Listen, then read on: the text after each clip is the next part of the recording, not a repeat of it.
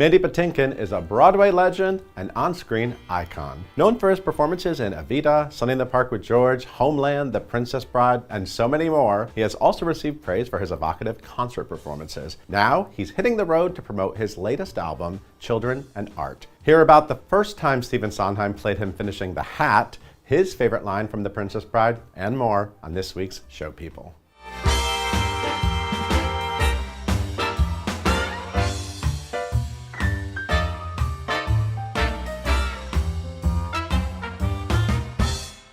Mandy, so happy you're here. Good to be here. You know, I have to admit, I interview a lot of people, but I woke up today with like a real pep in my step knowing you were coming in. Oh, bless you. I'm a little bit of a super fan and just thrilled you're here. Thank you. And thrilled that you're making music. Yes. This is a brand new, Yes. just released album on Came None out- Such. You've had a great run with None Such Records, right? Oh, yeah. I love them. And Bob Hurwitz, who formed the company, a dear friend. And he put me together with Thomas Bartlett, who brought me into a whole new world of music. And Yes, that so- is what this is mainly. Paul Ford, great piano man, music man, Yeah. was your collaborator for many years. 30 We've seen plus him on years. stage with you, performing, great collaboration. I guess he retired. I wasn't sure what to do. And then I was shooting Homeland at that time and trying to do both at the same time. Then Homeland got really intense, schedule got crazy. And I just said, okay, maybe I'm not supposed to do it. So Paul left, and so I let it rest, and I went 2 or 3 years, and I was just dying. I just felt like I'm... So was I, by the way, as a fan of your music. Bless you. and I missed it. I missed it like oxygen or, something you need to be alive. And my dear friend Bob Hurwitz said, I want you to meet this kid. And a young man, gifted man named Thomas Bartlett. I go over to him, and he did not know a single Broadway show tune. Amazing. At one point I said to him, do you know, because I like to put different sounds together when we're making music, and I said, well, can you put something of like a baseball, like, take me out to the ball game. How does that go, he said. And he was dead serious. And then later on at some point I said, Thomas, you know the theme, the Disney thing, Twinkle, Twinkle, Little Star? No. Let me look it up on YouTube. And he does. He goes, we go to Yeah, YouTube I'm and he sure. looks it up and we listen to it. And so he was a singer-songwriter guy, which I had done some of that. Harry Chapin, Paul Simon, Yes. Different things, but not to this extent. And he's got people that aren't even out there yet bringing him songs, working on new music that he feeds to me, like Teicher and other people. So we set out, and he sent me 300 songs to listen to on Christmas Eve. And then we went into the studio and we created, I said, let me just make a diary like people make a journal. Yeah. Let's hit the record button. Whenever we have 10 or 11, we'll put them out there. But not in a record proper form, just digitally run them out there like everything's flying around in the air. And so then Bob wanted to put out a proper CD, which then you have, it needs to have a tour and everything else. And so he and I and Thomas chose, I think, 10 or 11 songs and tell a kind of, not literal but figurative tale that I like to do when I put material together. And then we added something from an album long ago, and that's it. So the tour is the heart of this new music. And for instance, there are things that are on the record that aren't in the tour, and things that are in the tour that aren't on the record. So I'll definitely have to come see the tour. Please. You're doing 30 cities. 30. You're in the midst of a 30-city tour. 30 I think it's 30 concerts, 30 cities, give or take one, because some we're doing 2. I love that. So, yeah. I've loved your stage performances, loved your movies, loved your TV work, but there's something about a Mandy Patinkin album. Just listening to your voice, it's so distinctive, it's so emotional. You said that you sort of first heard emotion in music in synagogue. Is that right? Yeah, I was there from the time I was a little boy. I was in the boys' choir at 7 years old, and I remember the men my age, or younger than me at this point, but they would be praying, and I would hear those sounds, and I'd hear the cantor and that cry in the voice. And I heard it every day, and so clearly that's in me. And I love because I found you because of Broadway, because of your work in Evita, which was iconic, and Patti LuPone. Fell in love with both of you. My dear friend. From the minute I got that vinyl. We have a fun idea for a new piece. Oh, well, we're going to talk about that. Which I can't wait to when both of us have time to give it birth, which I have time now. She's finishing up a couple things. She's about to launch a big thing on Broadway. She's doing a TV series right now, then she's doing her Broadway show. Hollywood and so we'll sneak it in there. Yeah, you promised last time you were here with her that you would do another show together. So I was going to hold you to that. And this was her idea, this new one. Okay. Yeah, so I'm excited about it. But what I wanted to say is I found you because of Broadway, but then you have actually introduced me to so much music because of your albums, because I started listening to your albums, and you have like Taxi, the Harry Chapin song, is like one of my favorite things you've Yeah. recorded. I would have never known that song without Yeah. you. And in the new album, so many great songwriters on the new album, Yeah, right? yeah. Laurie Anderson, what a Yeah, great yeah. Laurie Anderson piece. And when I heard those words, that story that she told, a long time ago she wrote that. I thought, did you write that this morning, Laurie? Right. And it was like stunning to Right. me, the Yeah. timelessness of it. Taxi was amazing that you mentioned that, because I was in the first midnight special on whatever, Yeah. I think was ABC. Yeah. And I was doing a commercial for 7-Up when I was a kid. Wow. And I had the leather jacket and everything, and I was a ghost for 7-Up. I'll tell you a funny story that with Broadway and everything that maybe a lot of people don't know. I have never discussed something. Okay. I don't think I have. Forgive me, maybe I have. Exclusive. I'm at the age where if I make a mistake, it's okay. It's all right. So I did a show in Chicago while I was still in high school at the Candlelight Dinner Playhouse. You know, where you eat dinner and the table goes and the floor goes down, the show comes up out of the floor. And it was called Jimmy Shine. And there was this young guy in it. And he'd come backstage and he'd play these songs on this ratty guitar, no case or anything. Listen to this, listen to this. He'd play bum, bum, bum, bum, bum, bum, bum, bum, bum, bum. And And then I go away to college to be a freshman at the University of Kansas. Right. He said, Mandy, you know those songs I was playing for you? I said, yeah. He said, we're going to do it in Chicago in such and such a place, and I want you to play the lead. I said, well, I can't. I'm going to college. My parents will kill me. I got to do this. Okay. I understand. And then time goes by, finished the first year of college. Second year, the show's a success in Chicago. I didn't even know about it because I was in school.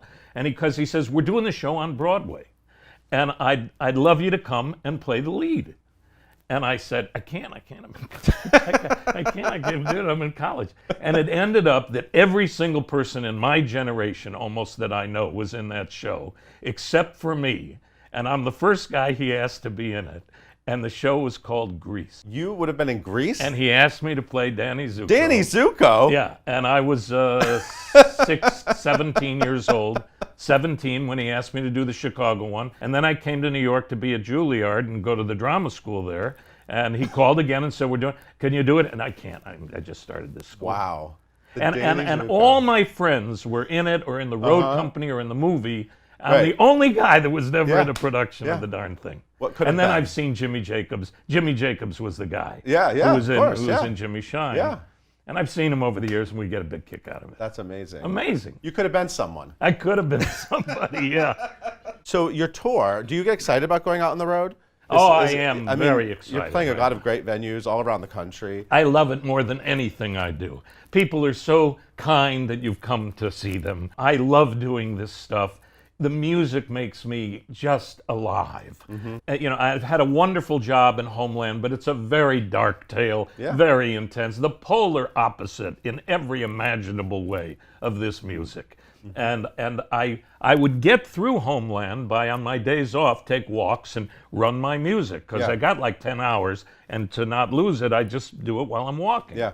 And so if you ever see me walking mumbling, that's what I'm doing. and so I can't wait. I'm chomping at the bit. Yeah, seeing you in concert is a once-in-a-lifetime experience. So everyone out there, if Mandy Patinkin is coming anywhere near you, make sure you get your tickets. I'm going to be a groupie. I'm going to follow you around. Oh, we'll get you in. All right, we have a lot more to talk about. We're going to take a quick Sure. break. We'll be right back with more Mandy Patinkin.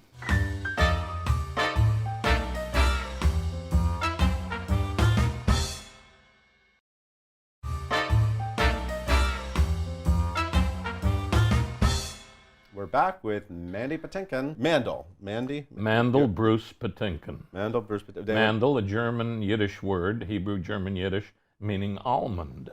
Oh. Therefore, my parents named me after a nut. Genius.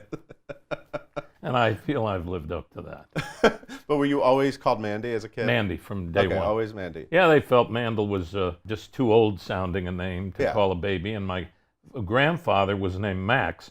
His Hebrew Yiddish name was Menachem Mendel. Okay. So they took the Mendel and made it Mandel. Okay. And they felt Max was too old, and then in my kids' generation, every kid was named Max. Right. And so you grew up in Chicago. Mm-hmm. And South side of Chicago. Could have been Danny Zuko, but that didn't work out. Yeah. And your dad died when you were a teen. Yeah, I was, I think I was 17 or 18. I can't remember exactly. Uh-huh. Were you already into performing by then? Yes. Had he seen you perform and yes, sing? Yes, he had. He had seen me perform. and he knew that I got into Juilliard, Oh, okay. the drama school. And the last thing he ever saw me do was he came in a wheelchair with pancreatic cancer to the University of Kansas, played Tevye in Fiddler on the Roof. I've always wanted to see you play Tevye and Fiddler on the Roof. Yeah. I'm glad your dad got to. Yeah, he got to see that. Wow. He would always say, Mandy, sing If I Were a Rich Man. You know, so he loved it. I also did it in Hebrew at Camp Sura Wow. in Buchanan, Michigan in 1967. Did you glue on the beard? Indeed. Because the beard lives on you now. Indeed, I glued that beard on. Glue that beard. Yes, I glued it on. Amazing. Yeah. I didn't get facial hair until later. And did you grow this for Homeland? I've grown beards on and off over time. It's The Homeland guys absolutely asked me if I would consider it, and I said sure. And I was doing a play at the time, and jockeying from New York dress rehearsals to Charlotte, North Carolina to shoot the pilot. The minute the pilot was finished, I shaved the beard for the play. Okay. And then the pilot got picked up to do it, and everybody said, "We love the beard. Let's go." But you've now wrapped on Homeland, and you still have the beard. Yeah, I have the beard. I'm not sure why I haven't shaved it. We have the album coming out. All the artwork had the beard photos. Right. The artwork for the concert has the beard. I don't have a good answer. I don't know. I'll shave it if I need to shave it for something. Right. I like both versions. So whatever works. Thank you. Whatever works. So I've lost enough hair on my head that I would keep it on my face. Counters. Okay.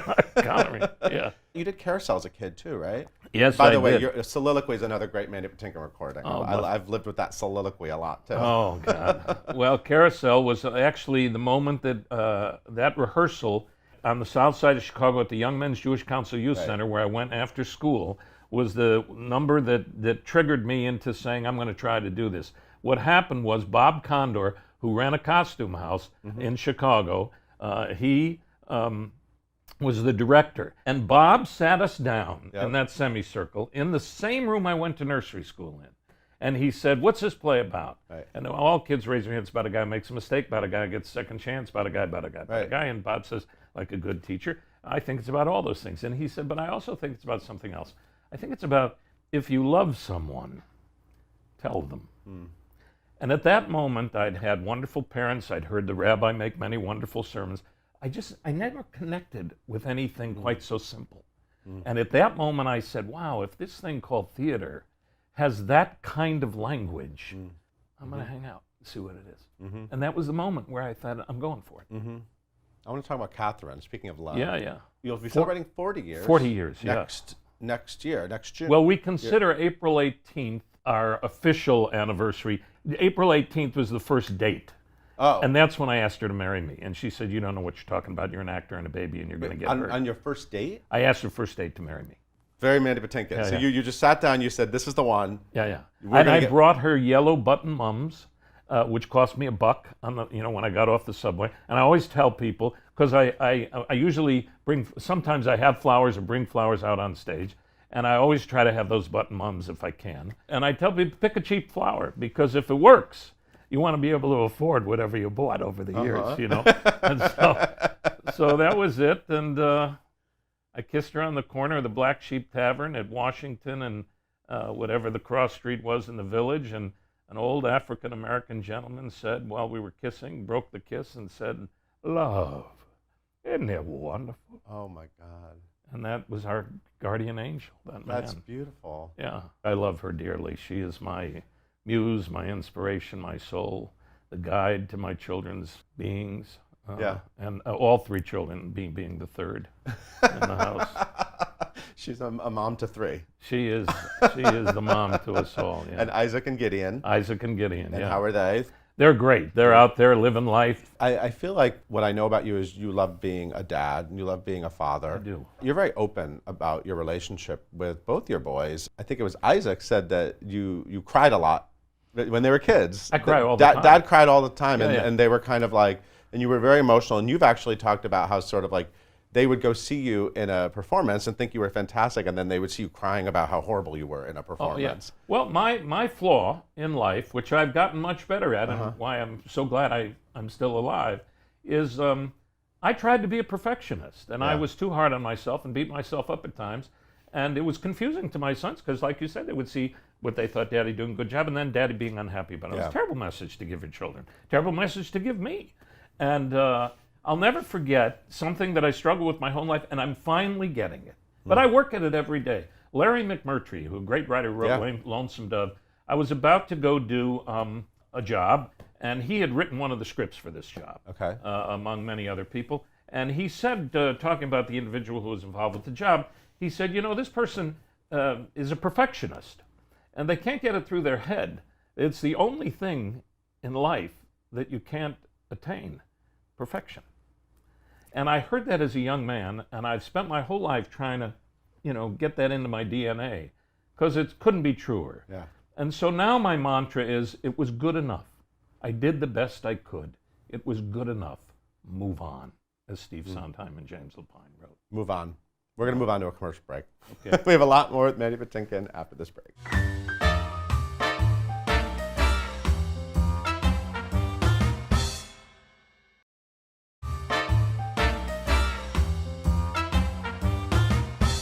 We're back with Mandy Patinkin. You've done so many great things in your career. I could have you for hours talking about minutia of every one of them, but we won't. We don't have time. But you did this movie people really like, of many, but you did a movie called The Princess Bride, right? Yes. And this is a thing people bring up often with you. Yes, they And did. the line, and they want you to do the line. A lady and her little boy brought it up on the subway this morning as I was See? on my way down here. And do they say the line? It was a to you? 2-year-old little boy, and I said, he watched The Princess Bride? And she said, yeah. I said, isn't he a little young for that? Oh, no, he got it. He loved it all, she said. I said, okay. Kids these days. Yeah. And they make you say the line. They often like me to say the line. You Some played a- kids don't believe their parents that I'm the guy, and then I'll whisper it in their ear. And my wife sometimes there, she says, you should just see their faces, just trying to understand what's happening. The And guy. then I'll whisper it in grown-ups' ears, too. Because it became this whole thing for generations. And so that I don't throw them by how I look now, Yeah. I whispered in their ear, and they're kind of home. Right. And you played a guy named, just give me a little piece of it. Hello, my name is Inigo Montoya. You killed my father. Prepare to die. Thank you so much. But no one ever asks about my favorite line in the film, Well, which William Goldman wrote, God bless his soul. It's right toward the end of the film, and I just think it's one of the great gifts of all of his writings. I have been in the revenge business so long. Now that it's over, I do not know what to do with the rest of my life. That's fantastic. And I never understood or paid attention to that line when I said it on film as a young man. Yeah. And it was when I was doing the first evening with Patti LuPone, and we were in Philadelphia. Mm-hmm. And I was at the gym working out, and it was on the TV, and the sound wasn't on. I went up to have dinner, and my wife had it on, and then I saw that, and I was 50-something. And I went, wow, I missed that. Mm. I love how you embrace the fandom of these little things. I mean, there's no reason to fight it, right? I mean, people know you for whatever they know you for. Oh, my God. Yeah. I'm so excited. It's great to be known. For anything, I remember we lived in a building on 90th Street for 28 years. People would put things under the door. Some horrible things that sometimes would be written in the paper. They're just so excited you're in the newspaper. They don't care what it is. Nobody. And it was, why would somebody put that under? Because they think it's great. That's amazing. It's and they're making a musical of it finally. It's one of those movies that people have really wanted. Disney is finally developing a musical of The Princess Yeah, Bride. that's what I heard. I mean, there were other moments when it had been in development as well. There was a fun thing, I remember Adam Gettle was doing a version once with William Goldman. Uh-huh. And someone told me that their plan was to ask me if I would play the grandfather. And then I would become Inigo Montoya as the grandfather, sort of an older version or something. Yeah. I'm not exactly sure how that would have worked, but it was just fun. But Yeah. it was, to be in this thing that's sort of a Wizard of Oz of my generation, several generations. Yeah. Even when you ask me about it, I can never get over that. Yeah, I got to be in it. Yeah. You're talking about me. I'm in it. I can't get over it. I have another question of something I really care deeply about. I love the Sondheim song, What Can You Lose? From Dick Tracy that you sing with Madonna. Yeah. I love that song. I think it's such Yeah. a beautiful little song. And you're in the movie. You're the piano player. What's his 88 name? keys. Right, of course. Was that originally more of a moment? You put so much emotion into it, and it's such a beautiful little moment in that movie. Yeah, But that was Warren Beatty's gift to me. What happened was I had just birthed my concerts at the Public Theater while I was doing Leontes and the Winter's Tale that Lapine had directed. At the same time, I went to do Dick Tracy to film it. But Warren called me to film it.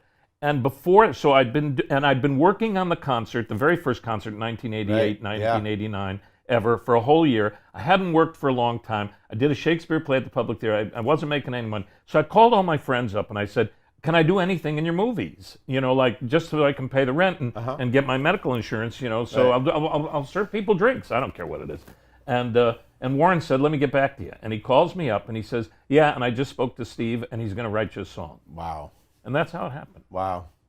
And were you in a recording studio with Madonna? Yeah. We were in the recording studio. We recorded. Then also we did it live on stage, but in the end it was the recording studio version that was used. Yeah, it's a beautiful song. I know. Well, there's nothing that he writes that I'm not a fan of. Yeah, he's really sort of been this beautiful thread throughout your career. Yeah, I can't, I always wondered as a young actor, what was it like being part of Shakespeare's company? Well, one of those people. And then one day I went, what do you mean, what was it like? You know Steve Sondheim, you work with Steve Sondheim. Right. That's what it's like. Yeah. A great artist. And I would say, Stephen, like a few others that I've worked with, the great artists, the really greats, are completely open. They want to know what you think and feel. Right. They don't care what you have to say. They're available to it. Yeah. They're not defensive. Yeah. They're not like, don't tell me my skin is thin, I can't take it. I want to know. Right. I'll never forget the highlight of my career was we were doing Sunday in the Park with George at Playwrights Horizon. I mean, that is the piece. If somebody says to me, is there one thing in your whole career that defines something for you? It's that.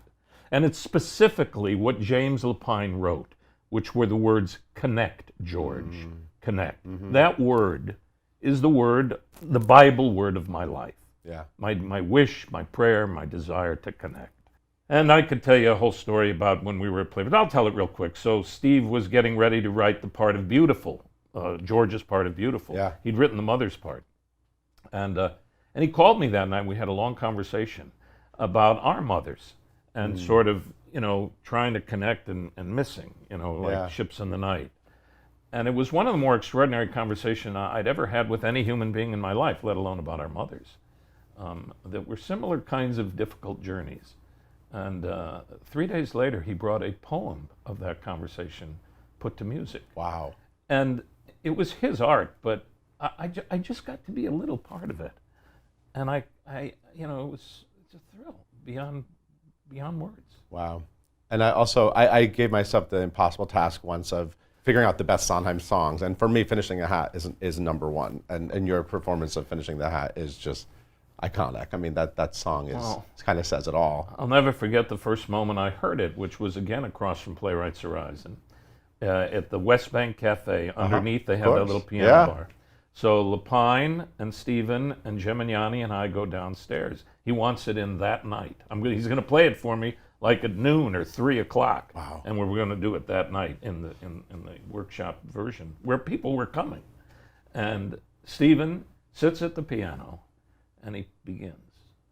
And by the time he finished, we were completely undone. Yeah. And kind of in a state of shock. And he was drenched. He came in dry, and he was drenched from terror. I would think it was some kind of fear that what if it isn't good enough? I guess. I mean, why you sweat like that? Yeah. I don't know. But I just don't know any people that are truly, truly gifted that aren't afraid, aren't frightened, aren't fragile, aren't always saying, is it good enough? Have you sang that song recently? I sang it as we were filming one of the very last scenes of Homeland. Really? To Alex Gonza. I asked the director, when I finish this scene, could you just leave the camera rolling? Because I knew he was watching the monitor. And he had told me repeatedly over the years a story that where he first saw me, and the reason I was in Homeland was when he saw Sunday in the Park with George, that really affected his life. And so there was a moment of a certain scene, and it completely mirrored the song in my mind. And I just turned, to the space, and I sang it a cappella. And I was so nervous because I wanted to give him this gift that I had to start it 3 or 4 times because I couldn't remember the first few words because I haven't sung it in a long time. Yeah. But then I got it, and that was the last time I sang it, which was about right around October 3rd, 4th. Not long ago. Not long ago. What a beautiful gift. Thank God that was taped, that original Sunday in the Park with George, for American Playhouse. Because I watched it endlessly. But the first time I saw you live was in falsettos. You were such a great Marvin in falsettos on Broadway. You were so fantastic in that part. Oh, I love that piece. Heartbreaking. And I love The Wild Party, by the way. Love The Wild Party. I guess I wondered if developing a new musical like The Wild Party, which for me was heartbreaking, so it was such a brilliant piece of theater. I saw it like 4 times during that very brief run. And Paradise Found, which didn't have a life. If that conflicted with your perfectionist side, trying to develop a new musical, and it was that sort of a tricky balance. No, I mean, look, the perfectionist battle, God knows I had it in Sunday in the Park with George. At times it did conflict. At times at one moment I said, I'm leaving.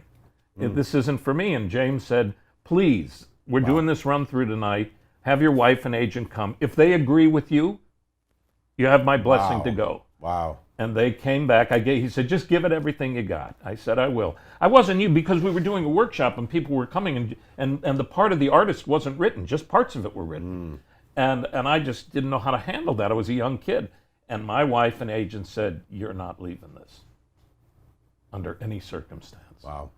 And please thank your wife tonight for that. I will. But I knew when it was, once I got over that, I was just terrified. This business of perfection, it's a bullshit word to me because really what it means is frightened. It's about fear. And there's no one I admire that isn't afraid. And if you're not, I'm not that interested of something. There's just the fragility of what we do.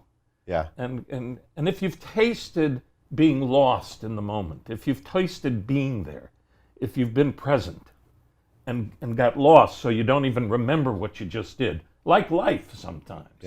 It's an immediate addiction. And so if it isn't alive, the next time you feel the lie, or I wasn't awake, or I wasn't there for you. Not even how I did my part, that I just wasn't listening. Quiet and listening. Your passion and your listening has developed so many amazing gifts for fans of yours over the years. And I'm just excited to see you on tour. And I know you have no plans to retire. And I'm excited to see what the heck Patti LuPone has cooked up. She's got an interesting idea that, Okay. We're gonna figure it out. Please do it. I can't wait to see what's next. And it's been such a pleasure to have you here. Thank you so much. Be here. Thanks. And by the way, Children in Art, fantastic new album. That's a Sondheim song, by the way. And you play George and Marie in this version. That's right. I love that. I do. I love that. It's such a great experience. Thank you for being here. Thank you. Thank you for watching. We'll see you next time.